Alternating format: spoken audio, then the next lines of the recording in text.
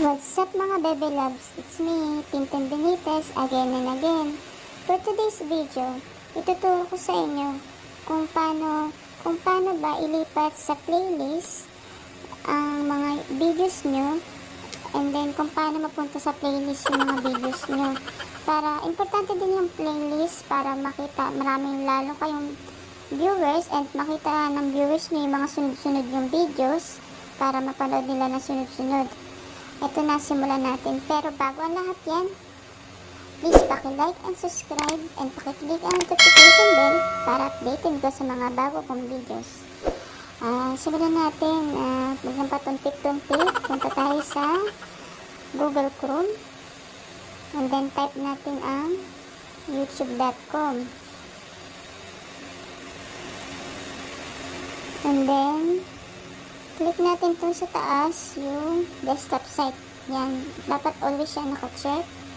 And then, dito, click natin itong profile picture yung sa taas.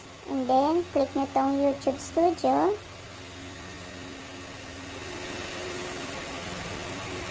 Yan. And then, sa gilid, may makikita kayo dito na videos. I-click mo lang dito sa gilid yung videos. Yan. And then guys, pala dito nyo rin malalaman kung may mga copyright kayo o wala.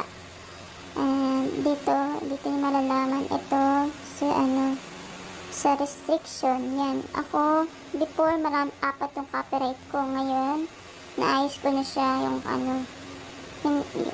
naayos ko na yung may copyright ko. Lahat na siya none. And then, now, punta na tayo kung paano nyo ilipat sa playlist yung mga videos nyo.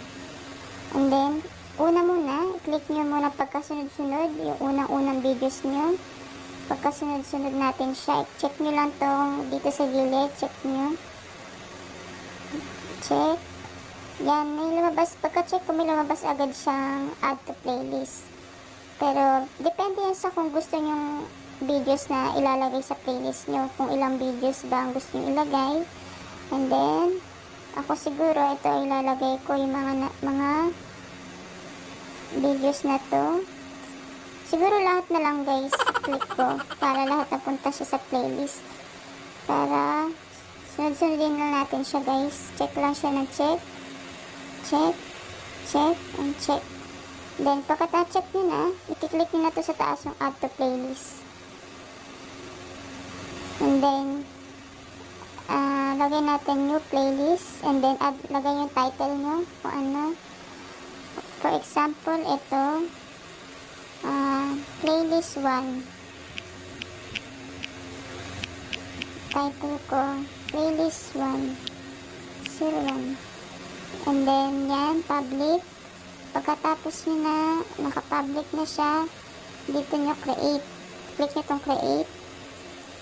And then, pagkatapos nyo, okay na siya, click nyo itong save.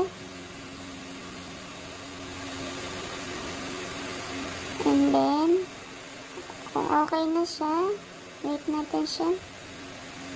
Kung okay na siya, i-check na natin, punta tayo sa YouTube video natin. Punta tayo sa YouTube. And then, punta tayo sa your channel. And then, dito sa taas, click nyo itong playlist. Tingnan natin yan. Ito guys, nalagay na siya.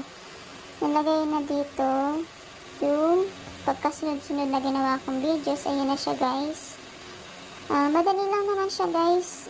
Pero kung may gusto kayong burahin dito, may gusto kayong burahin sa playlist nyo, madali lang. Ito sa tatlong tuldok sa gilid. I-click nyo lang itong delete. And then yun, nade-delete na yung mga maling playlist na nailagay nyo. Ayan siya guys. Ito na siya yung nalagay ko sa playlist ko. Yan. So guys, finish na ang ating tutorial video. Madali lang siya gawin. And then, subaybayan nyo lang yung mga bago kong videos. Marami pa akong i-share sa inyo ng aking nalalaman.